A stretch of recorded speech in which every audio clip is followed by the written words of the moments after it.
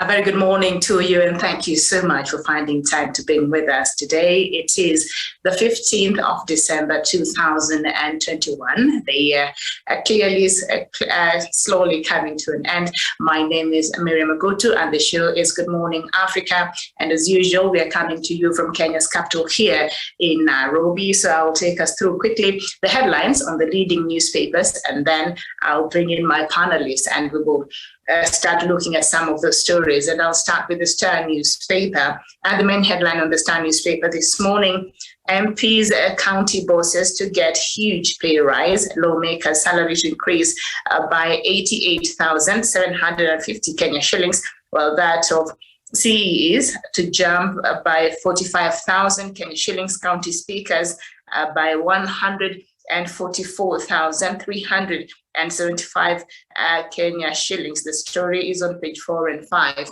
of the Star newspaper.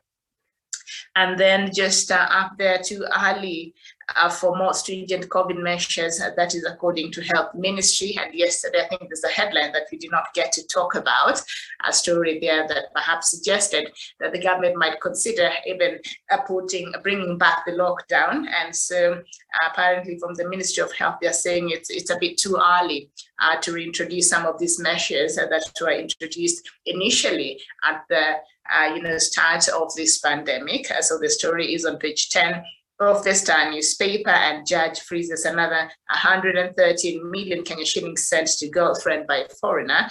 The story is on page 2. And licensing board orders billionaire Wambui to surrender illegal gun. The story is on page 3 of the Star newspaper.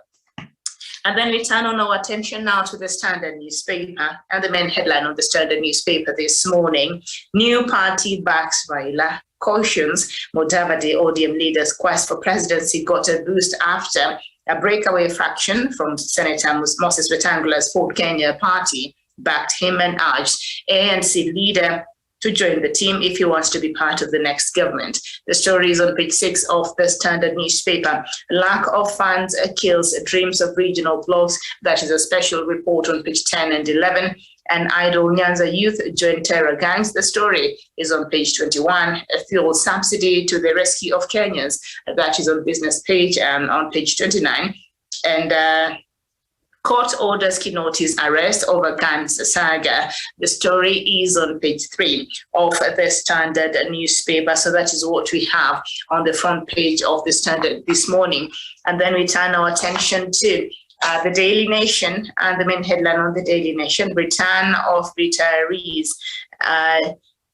Geriatric bill, which largely addresses welfare of the elderly, proposes rehiring of pensioners in a critical service like health, national security, and education. The proposed law is likely to revive debate on keeping retired professionals in employment as qualified young Kenyans languish in the streets. And the story is on page 6 of the Standard newspaper. Don't drop your guard. A COVID-19 infection spike. The country recorded its highest cases in recent weeks after 331 people out of a sample of 2,872 are found to be infected. The story is on page 8 of the Standard newspaper. Have little cash, here is how to stretch that coin this Christmas. You'll find that on page 10. Uhuru Raila strategy for grand coalition. The story is on page 4. And attempted murder, Babu Wino to buy house for his victim, then walk free as man is allowed to withdraw case. The story is on page 8 of the Daily Nation. So that is what we have on the leading newspapers this morning. I've seen we've been joined by Sharon Gitonga, a public relations expert and a journalist from Nairobi. Sharon Gitonga, a very good morning to you. Thank you very much, Miriam, and a very good morning to you in Nairobi, and my colleague panelist, Samuel Tawish, and to all our viewers who are watching us, whether it's in Kenya, Africa, and the entire globe. It is a pleasure to be part of this conversation. Good morning. Very well, good morning to you. Samuel Tawish, a very good morning to you. Thank you so much for finding time to be with us today. A very good morning indeed to you, Miriam Ogutu. Good morning to my colleague panelist, Sharon Gitonga, and all our viewers watching this program in Kenya, Africa, and the rest of the world. Okay, so I think we'll just start from where I stopped there on the Daily Nation. First of all, let's just look at this story that we missed, going through yesterday, and it is on COVID-19. And so right now there has been a spike of cases. So let's just go look at that on page 8 of the Daily Nation. And if at all the country can afford another lockdown or other stringent measures, but apparently from the Ministry of Health and the government, they're saying it's a bit perhaps too early for such. So the story is on page 8 of the Daily Nation. The World Health Organization has raised the red flag over the spike in the coronavirus as Kenya's positivity rate nearly doubled over 24 hours, 6.6% on Monday. The positivity rate, the percentage of people who test positive for the virus from an overall sample tested, jumped to 11.5% yesterday. The country also recorded its highest cases in recent weeks after 331 people out of a sample of 2,872 were found to be infected. Kenya had 201 cases on Sunday and 198 a day later. And according to the World Health Organization Africa Regional Office, Kenya, like many other African countries, it is experiencing the fourth wave that is speculatively attributed to Omicron, the new variant of concerns. I don't know what you make of these new spikes. What have you been observing out there? You're walking. Kenyans still adhering to some of these measures, social distancing, washing their hands, sanitizing, not being in crowded places. What do you think could have attributed to the rising cases of COVID-19, Sharon? And should we worry? Thank you very much, Miriam, for that question. And indeed, this is something to worry about, especially when we talk about the new variant, Omicron, that is said to be, quite spreading faster and, with a 500% infection rate as compared to the Delta one that had actually 60%. So that in itself shows you how much it spreads, quite faster. And I think that could also be one of another result as to why we have seen the cases, rising so fast. And, it begs the question of, probably have us as Kenya dropped the mantle, and now we have gone back to the usual days of we have gone back to business as usual. And when you talk about the the MOH guidelines that have been given about, and some of which you have talked about, when you talk about wearing your masks, observing the social distance and everything, I think that is actually something that people have failed to adhere to. But when I look at these kind of measures now, I tend to believe these are like temporal measures. But now with this variant, we do not know how many more variants are yet to come. We need to get to a point where probably we look at how we are going to adapt, rather than mitigating it and looking into. And at the end of the day, we talk about vaccines. And I think I had the CS yesterday. He was doing an inauguration of the BioVax. The factory that is meant to start the vaccine manufacturing. So I believe if we focus on increasing the uptake of the vaccine as opposed to not as opposed necessarily, but also on the side trying to observe the MOH guidelines. But the most important thing is talking about the vaccine, because I think the main objective about the MOH guidelines, it's more or less of trying to it's more or less like trying to reduce the risk at which the infection spreads. But when you look at trying to maintain, trying to get out of the pandemic and trying to get getting back, revamping back the economy, we have to put a rubber stamp on having Kenyans, at least each and every person, getting vaccinated. I have seen even the youths, youths have really done, the teenagers rather, because you know that there's a new vaccine that was administered, and I think as at yesterday I saw 8,000 of the youths have already taken up a step to actually get vaccinated, which is one thing that is actually a step into the right direction. So let us and at the same time, when you talk about political rallies, let us I've not had any person actually talk about sensitizing the public on the measures that they need to do, even as they go out and listen to different leaders. In a nutshell, Miriam, I think we need to put a rubber stamp on the vaccine administration, and at the same time talk about observing the MOH guidelines. Thank you. All right, thank you so much. And you brought up the issue of rallies that has been a source and a cause of concern, but apparently not so much, as we've seen the political activities intensify in the countries and the political rallies continuing. And all caution seems to have been thrown out in the air. And so, Tawish, we find ourselves today here. So are you even surprised? And should the government reintroduce some of these measures that it had initially? Thank you so much, Miriam, and thank you, of course, Sharon Gitonga, for your remarks. Miriam, I won't quite be surprised, and I will not be counted as one of those people who can castigate government if at all they will have to revert back to the strict measures that we have come from in as far as trying to reduce the COVID-19 spread is concerned. Because again, the safety and the health of our people really comes first. So if the government is going to do a review or an audit of how far we've come from, and if there are any necessary measures that should be put in place to see into it how we can reduce the COVID-19 spread, and then I think all of us as Kenyans must really come and support the government, because that will be the only way, and that remains the only approach that government can use in as far as trying to reduce this COVID-19 spread. Of course, alongside vaccination, and we've seen, of course, the government has stepped up efforts to do vaccination for her people, and more vaccines are also continually coming into the country.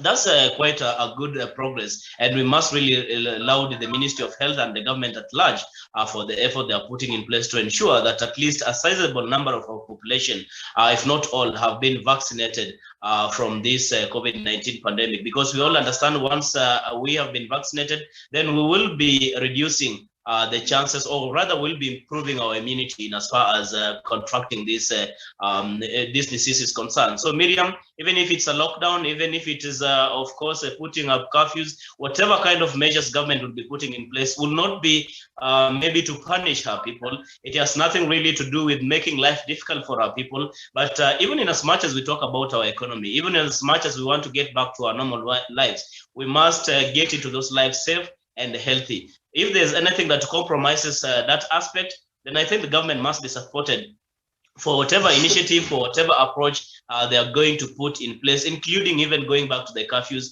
and all those kinds of measures. Because Miriam, it is very, very important. Even if the government, for example, was to relax and say, because of the economy, because people need to get back to their normal lives, continue doing business as usual, then maybe we are going to see a very big population being infected, and maybe people lose even their lives. That is not a country that we want. We do not want to have a society where people are going to get so much into maybe attending to their livelihood or trying to see how they can revamp the economy, but again, losing their lives at the same time. So whatever kind of measures, from where I sit, Miriam, I highly welcome, because again, it is in the best interest of the government to secure the lives and the security and the health of their people. I submit, Miriam. All right, very well, thank you so much. And I think this is a conversation we've been having here time and time again, and some of the obstacles that perhaps, especially from people in what you will call mashinani, the rural areas, is perhaps the accessibility to some of these, health centers where they could go get the vaccine. But for the people in Nairobi, really, there's no excuse. Last week, I was in the CBD, haven't been there for a while. And then a place like Kencom and other major bus stops, the Ministry of Health and the county government of Nairobi has put vaccine centers. So I think for the people in Nairobi, there is no excuse at all. But perhaps in the villages and the rural areas, there could be that challenge of how to access some of these facilities. So I think we'll continue to encourage Kenyans, please go get vaccinated. That is the much the government can do. This is a problem not just here, across Africa and across the world. So if you love yourself, just go make sure that you vaccinated the people that you love, and encourage them to go get vaccinated. That is perhaps the only way, because, the spread will continue. But when you're vaccinated, you're better off and you're more fortified in fighting this COVID-19 pandemic. It's no joke. When you see how it's ravaging and taking on a lot of lives across the world, that should worry you, that you're actually walking around here and you're not vaccinated. Very well. The main headline on the Daily Nation this morning, a return of retirees, and I'm not sure how the Kenyan youth will even receive this, this topic. Before we get on to our main topic, where we shall be looking at, the main funding of political harambees and all that. We'll just get into that in a little bit. But there's now a bill that seeks to return of pensioners to civil service in new law. Now, retirees could be rehired by government if members of parliament approve new proposals that are likely to stroke controversy given the runaway youth unemployment. Retired teachers, security officers, and medics are among pensioners earmarked for a comeback for the civil service under a proposed law to be considered by the National Assembly. The mandatory retirement age in public service is 60. And so contentious is the retention in service of those who have attained the age that the president has often been criticized for appointing retirees, mostly politicians, to state corporations jobs. In 2019, the National Assembly passed a law to reduce the retirement age to 55 years, with proponents citing the need to create job opportunities for the youth. First of all, 55 is a bit too young, and maybe 60, so perhaps they should push it to 65. But going to look for retired teachers to bring them back to classes where we have so many graduates who are waiting to be absorbed in the job market, are we thinking in reverse? What is this about, Sharon? Yeah, Miriam, I agree with you. I think this is a thought of reverse because we have so many, frustrated youth and so many qualified teachers. And I think this issue of the teachers, there's quite a bone of contention within the, Teacher Service Commission and, what was NAT and KUPPET. There's so much, it's quite contentious. And I think when we have, such bills, and I really hope this actually doesn't ascend to a law, because it's really going to frustrate so many youth that are out here, with degrees and, PhDs and, masters and, very competent teachers who are supposed to take up these. And it's actually going to be something so discouraging for even people to go to universities to pursue, such kind of education, because you wonder, so why do I have to waste all this time? And, at the end of the day, someone else who is actually retired and not supposed to be at that place. I think the issue about, retirement should just stick to, 55. You might say that it is young, but I believe, even the president is set to retire. And if you look at his age, he's not one of the people that is actually going to retire, out of his age. There are other things that you could actually pursue out there. You could, pursue businesses or other things so that you can pave way for, even the young generation to take over. Because if you look at these, like the CBC module structure, I believe this is something that really needs, maybe if I can call the youth, because they are more advanced to technology, as opposed as, having the quite, elderly, or rather people who have surpassed, the teaching limit. So I really hope this is actually not going to, this bill is not going to ascend into a law, so that we can, pave a way for this younger generation and people that are really so, people that really want to pursue education, so that now we can at least create. I believe also you might also try and say, white collar jobs is not the way to go, but there are people who are passionate about education, and we cannot, there's right to education. We cannot tell them, now please try and get other means because we are giving way for retirings. I think for me that is, I hope that this bill does not really ascend into law. All right, thank you so much. So there are three, sectors that perhaps this bill seeks to want to bring the retirees back, and that is in the medical field. And to that regard, perhaps I do understand to some certain extent, and that's education, and then civil service. I mean, There's a reason why a lot of them were removed from these parastatals, because as they could not even, operate, the computers and be efficient service delivery. And want to go and bring them back. And that's why I talked about, the CBC. If you look at the CBC model of curriculum, it involves so much of technology. So imagine bringing these people who are not yet, well knowledgeable about these, technology. Absolutely. I don't know, Tawish. Maybe somebody saw some wisdom somewhere in thinking this is a good idea. Help me understand this. Miriam, I'm very, very disappointed. And I must tell you, I'm not any excited that government will be resorting to such kind of actions when we have a very big population of our young people, most of whom have really gone to school and they're out here really looking for jobs. And you want to tell me that you want to go and look up for retirees to bring them back to the civil service. What is inspiring that move, I still cannot understand. This is a bit backward when we need to inspire the young generation, people who are actually hustling and they're looking for these job opportunities. They have gone to school, they have good grades, and they're the people whom we should be giving priorities. I mean, the people who settled on the retiring age had well thought it out that was the best age that maybe these people in the civil service must then have to hang their boots, not necessarily because of allowing the opportunity for the young people, but also understanding that there may not be so much of service when they get to that particular age. So when you tell me that we will want, there's a proposal to bring them back, I cannot quite understand this. I think this is something that is going to be defeated. And if our politicians are going to accept this to sail through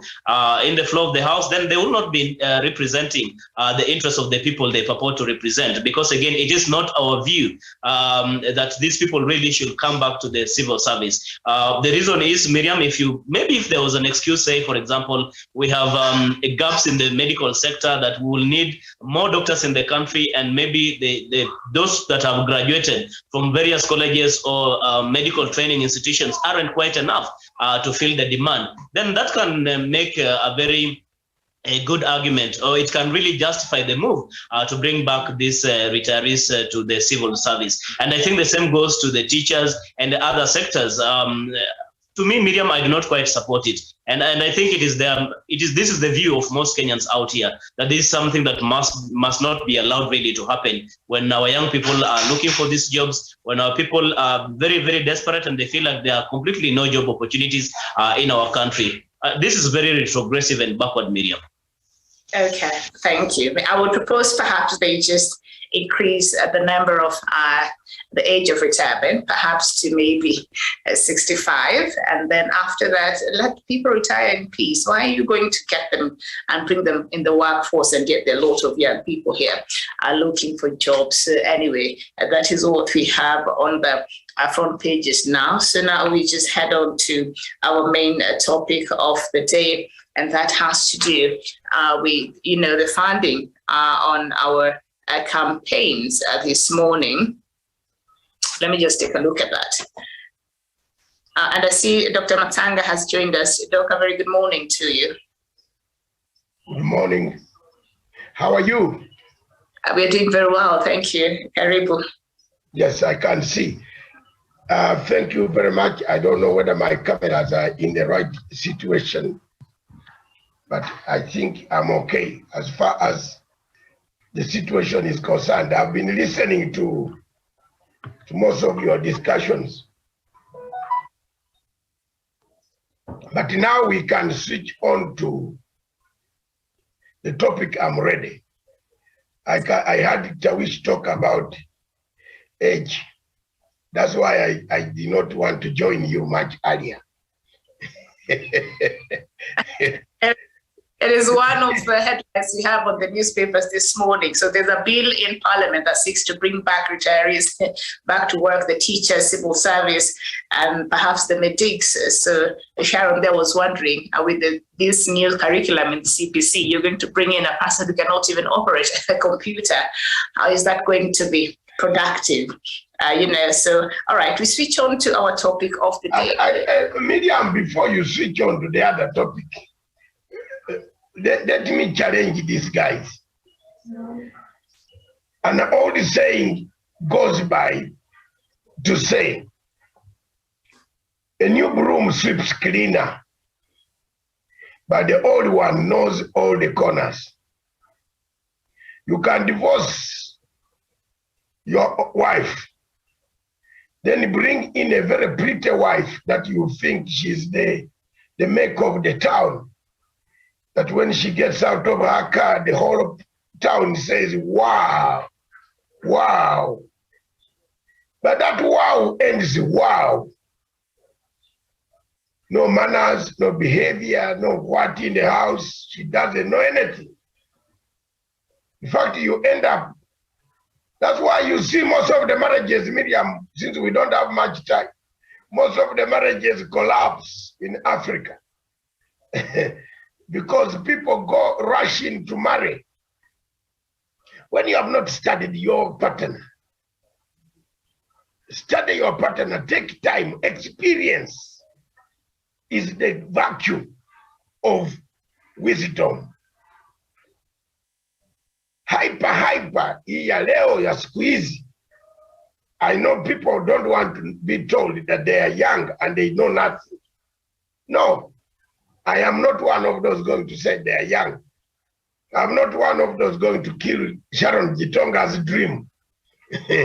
We want Sharon and Tawish and you people, Miriam, who are younger generation, to come in and fill the gaps. But to come in and feel when you are going to ask the doctor, you are going to ask the same senior doctor in the ward how you can put back the wound. What's the use? What's the use? Then he is better, he comes back and sits in an office. Then you younger people run around. Then when you have difficulties, you are. That's what the bill seeks to do. It is not saying it is taking over Sharon's jobs. You know, there are so many things here now where people, when they hear that a man of 66 is appointed, hey, they go on social media and you see Uhuru has appointed Moody Ohori. But the Moody Ohori, have you had any scandal, Miriam, so far at the Moody Ohori's corporation? When he was appointed as the man in charge of sports, even sports, his parastato in the sports, manage it to lend money to the Ministry of Sports. Miriam, if you had given it to Ruto style of people, that money would have been put in a business venture somewhere to build an apartments for sale, would have lost it. It's very good. But Moody Ohori, look, at 80-something, is running what is that, sports council or sports surgery, that organization. It lends money. Look at the money that was building the Uhuru Gardens. Where did it come from? Moody Ohori. Because they supervise the money. You can see for yourself. When the Minister of Defense came in, they were paid the money. They did a great job. Yes, younger men can take over. It is your generation, we are going. Sharon, don't worry about me. I am no longer a job seeker. I am a job provider. Yes, Doc, you are a job creator. So let's pave way in for the job seekers. Yes, I'm a job creator. I'm a consultant. I cannot go and apply, sit on a queue with Miriam to apply for a job. No, it will be very bad, surely very serious. That then Miriam looks, that's my daughter Miriam is also coming for the same. No, what I do, I enter my car quickly and I go away. quietly, so that I can sit at home on a laptop and start every 10 o'clock in the morning, start doing Allah, Africa, oh, Africa, until somebody finally tunes it. It becomes an African song. You have created the guitar man, the other one tuning it, you have created employment. But for you to fight what the bill seeks to return are people who have gone, but they have knowledge on security. For example, if you're a general, a brigadier general, lieutenant colonel, a captain in the security agency, is it wrong for you to come and sit in the office of Minister of Defense and tell the other officers that, you see, this is how terrorists attack, this is how terrorists are recruited? It's very easy. That's it. All right, very well. Thank you so much. We are saying the same thing, but I do understand in some professionals, in some professions, perhaps there could be an exception. So let's just then move on to our topic of discussion this morning: who monitors fundraisings and Harambees in Kenya? Is it the police or IEBC? So perhaps, Dr. would you like to start off the conversation for us? I will start off quickly and leave you people too, because I'm going, there's another queue coming on top of the hour. We have like we have some good time. And Sharon and Tawish, if is there, they will do it, something, and yourself. I think, Miriam, the question, who monitors the fundraising and the Harambees? Who is supposed to enforce? Who is supposed to identify? A friend of mine yesterday called me to one of the posh hotels, where one business lady from a county called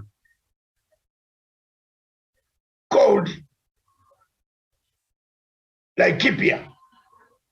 This lady, a business lady from Laikipia, was in one of the hotels in town, which I will not mention, a posh hotel.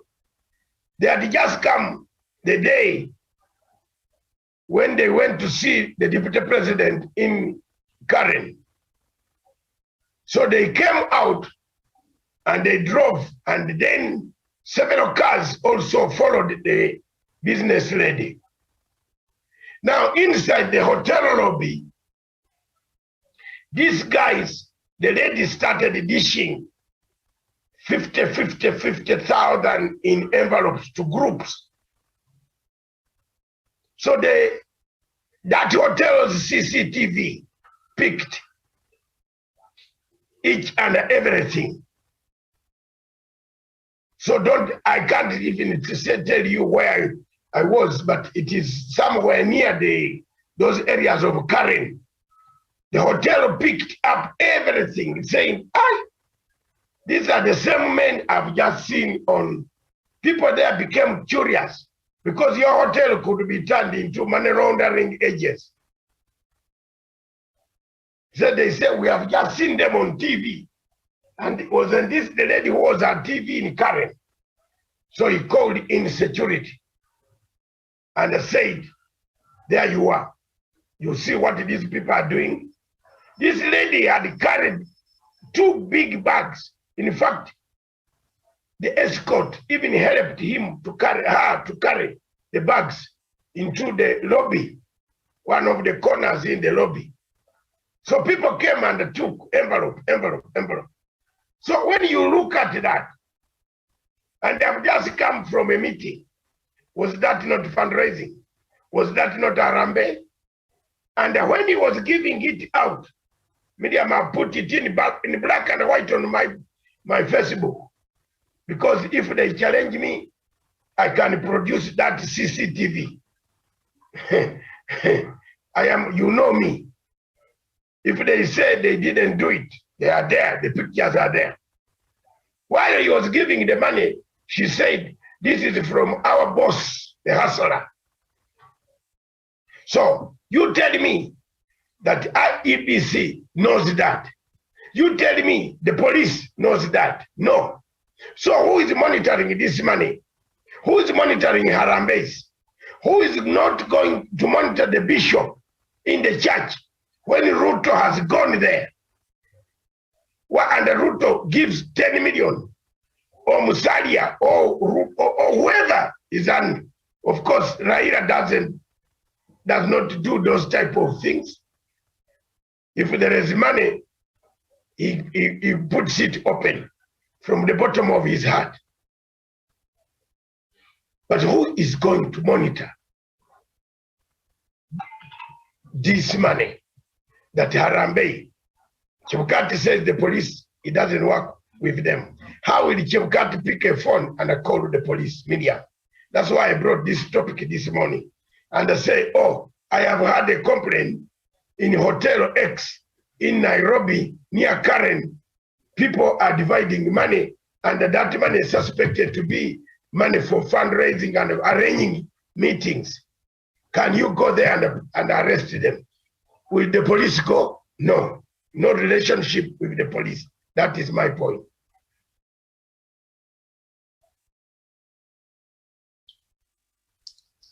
Very well. Tawish, a very important point there that Doctor has raised. Of course, we know the deadline for fundraising in Harambees, in line with, political leaders or political parties, that ended on the 9th of December, just a few days ago. But from what we hear, Doc is saying these activities are still continuing. So what was not clear is who will go and arrest these people who could be flaunting this law. And so is it the IEBC or the Kenya police? You see, Miriam, the problem, and I think I want to agree with Dr. Masanga, the problem we usually have, we suppose that IEBC is just a commission at the anniversary towers in Nairobi. But what I understand is IEBC has so many other officials in different parts of this country, in different counties, and they can be able really to monitor and even be able to see the activities of the politicians and those who are trying to break the law in as far as this campaign financing and, of course, the issue of Harambees is concerned. They should be able to report it to their commission and appropriate action taken by Wafula Chebukati. But because Wafula Chebukati and the IEBC commission as it is, it's more like a toothless dog. They cannot bite. Because again, it is the IEBC which is supposed, of course, to propose arrest or even to ban politicians who are, of course, trying to go against the established laws in as far as, of course, this Harambees and campaign financing is concerned. But as we have seen, Chebukati is a man who is not so much keen in effecting these particular measures. So I think basically the problem is on the part of IEBC, because you will not expect the police to go and basically arrest anyone who is carrying out Harambe, because again, it must really be established that this kind of fundraising or this kind of Harambe is that which goes against the electoral laws or the set out election laws. So it is the IEBC which is supposed to take those actions so that the police can then, by helping IEBC, to enforce the law by now arresting these individuals, or IEBC taking action and banning these politicians even from participating in any other election exercise. So basically, I think the blame is on the part of IEBC as we speak today, Miriam. All right. And before Sharon, you come in, let me just read something that IEBC chairperson Wafula Chebukati said when they were meeting in Manzoni Lounge in Machakos County on Monday. He said the issue of fundraising by persons who wish to contest in the polls has attracted immense debate. I wish to clarify that as governed by Section 26 of the Elections Act, the deadline for participation of aspirants in Harambees was December 9th, 2021. It is noteworthy that the importance of Section 26 is to prohibit an aspirant from donating funds either directly or through proxy, undoubtedly perceived as influencing a cause. Subsection 2, however, creates an exception and allows aspirants or political parties only to hold Harambees to raise funds for their own campaigns. So there's a loophole there in the law. So they'll be saying, hey, we're just fundraising for, for our own, campaigns. Thank you very much, Miriam. And of course, I bear the same sentiments as my former colleagues have talked about. And when Tawish talked about IEBC, being a toothless bulldog that cannot bite, I could not agree further, because if you see from how they've been, giving about appeals, instead of directives, it should, speak so much volume. And I remember yesterday I talked about this issue, and when we were talking about, I raised an issue of the festival that was held in Turkana, and my biggest question also to IEBC was, how are they going to determine how these monies are handed out? Because some people are trying to get them away from fundraisers and money. It's like trying to mix oil and water that can never mix. So this is and I also begged the question of, how about if they are going to send the representatives? And as long as we have we can have the law, but as far as it does not augur well with the people, it will be very difficult to implement, because I believe the same IEBC was meant to also give education or even sensitization on the reason as to why these politicians should actually not be involved with fundraisers, or even the dangers that they are likely to pose, especially now that we're headed towards an election. Voter education is something that is actually stipulated and anchored by, the law. But did they even, because this is a culture that we have developed, and that is why you have seen so much mixed reaction of, even the online, in the online, community, the same way in the grassroots, people have developed a culture of, these fundraisers. How are they, how is this going to pan out for them? Because this is something that, they do not know the dangers, that this could actually pose, especially now that you're headed toward, the electioneering period.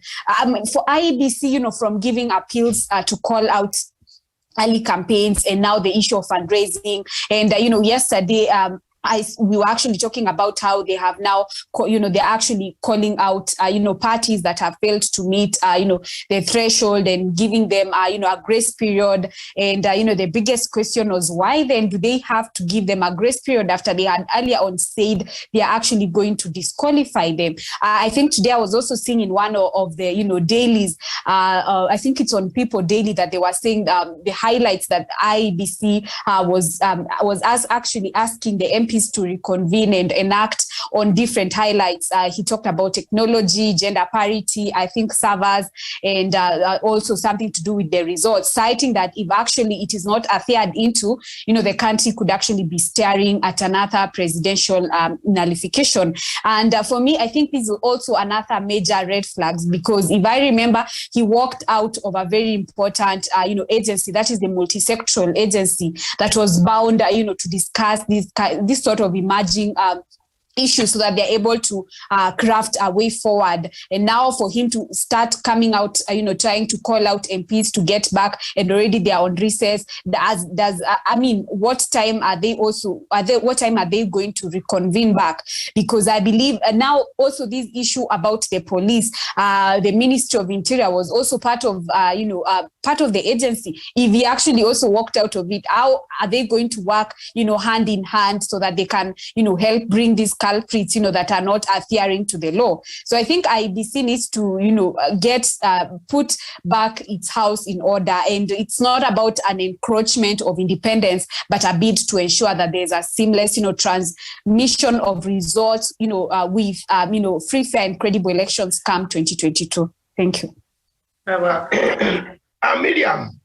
Go ahead. Sharon raises very key issues. Tawish has equally said something that touches the core of this debate today. Why did we choose to discuss this point?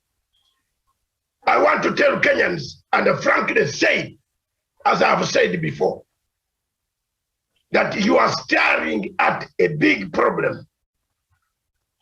And if I were the president, I would stop this election I would stop everything. First, go back, arrange this whole thing. Look at this. Look at this, the people daily. Isn't it what I've been saying here? Can I tell you, it's ready for you. Number one, technology is not there. Number two, gender parity. We are going into another election where people will move into the High Court or Supreme Court and nullify us on the gender parity issue. And we are here clapping our hands, running around and telling people, oh, IEBC, BBI is stupid. The servers, Mr. Wafula, why did he wait for so long, towards 8 months? Then he raises the question of servers when he has had 4 years from the point of nullification. Jubilee Party lost an election, first election, because of where did you put the ballot, spoiled ballot papers. Results. The law is not clear. Anybody can print ballot papers from Greece and fly them into Entebbe airport. Then after that, they come slowly through to Ghana, to Nanok. That's where they fly their money. You know, that's the route for their money. And then it comes, you know why Nanok is stuck to Ruto? It's the money. It's the conduit of the money that comes from some countries that I don't want to be involved to mention. I'm not a Minister of Foreign Affairs. It's your problem. And I'm not a security agent. I speak what I know globally. I have facts from the International Institute of Strategic Studies where what is going on. I have facts from Chatham House. What is going to happen? If I tell you, there is no, do you know what, Miriam? There's no election here. I don't know why Raila is not seeing this. Why Raila is not raising, why Orengos are not raising this. You have allowed a man to go and print papers from Greece. Who brought the agent to print the papers? Ruto's henchman, who is residing in London, well known as having married the daughter of the owner of the printing press. Now you have allowed him to print the papers. Tomorrow, you are going to run around with your chests around this street. You know, you Kenyans are very good at running with the chests and destroying the railway and destroying us, even burning our buildings and then slaughtering guys in the Rift Valley. You know? But you don't stop this mess. Medium, isn't it time for us to talk about it, frankly? Are you going to live in fear? How long will you live in fear when you drive through Nakuru, Eldoret, Kisii, those area Kericho, when you are going home? How long? How long, Miriam? Tell me. Your home is in Kisumu or in Siaya. How will you pass? Why should you live like a prisoner in your own country? Because people don't want to be told the truth. Now we are preparing an election. There you are. The man has come out to say there is something missing. And he has even told us that this might lead to nullification. So why are we wasting 40 billion shillings? That's my question. If I'm wrong, Jesus Christ, come back and give me more strength to speak, because I'm not a Jew. I am a Gentile. But I preach to the Jews. Oh, yes. They don't listen. Oh, yes. Oh, yes. Because I'm a Gentile. Oh, yes. Thank you. I hope you have got the message. Had I been a Jew, people would have listened. But I'm a Gentile. Take it seriously from me, Miriam. You have never heard that one. For the last 4 years, you have been with me. I'm now telling you today. But you leave it to happen. Come September next year, if God has given this Gentile life to live, I will come and ask you. We shall be together. If you have not moved higher than that, if you have moved higher, still you will remember my words. I'm a Gentile preaching to the Jews. The Jews who know democracy, I don't know. But you can see glaring facts that will create the 2022 elections impossible. If Mr. Chabukati is handling the ballot, expect chaos. He's even asking us questions.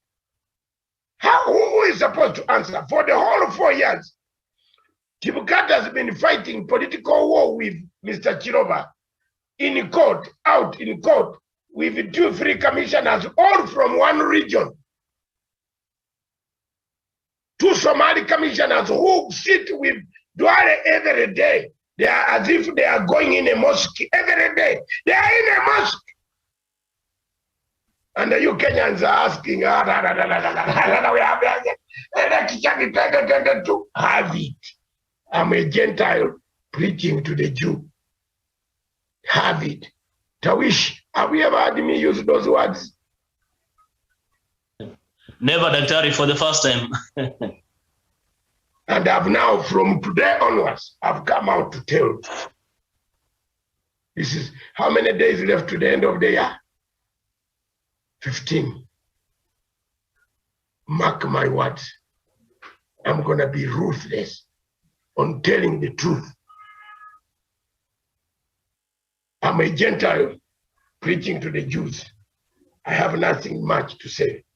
Because when I said, they say my country has no democracy. Am I not a Gentile? Fine. But I am just telling you, my country has no democracy. It started fighting 46 years ago. A man who has got a wound, Sharon. A man who has got a cut. A man who has got a wound that is healed preaches better than a man who has no wound, or who claims to have no wound, or who claims to know that the wounds don't exist. I'm a Gentile preaching to the Jews. Is that an election you call 2022? Look at the glaring mistakes. Look at the printing press. Where are we getting? You could have printed the papers in Nairobi if you wanted to print the papers in Greece. Miriam, it is easier to print the papers in Greece than Nairobi, in Nairobi than in Greece, Athens. Because $500,000 of Ruto will print equivalent of the same ballot papers that Ruto will stuff the ballot papers from Turkana onwards. You are dead.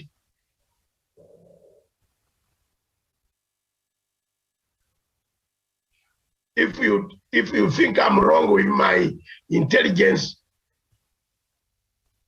don't condemn me, Miriam. Do you know what you do? Ask Jesus Christ to forgive me. All of you. Please. I'm a Gentile preaching to the Jews. Good morning. Very well, Doc.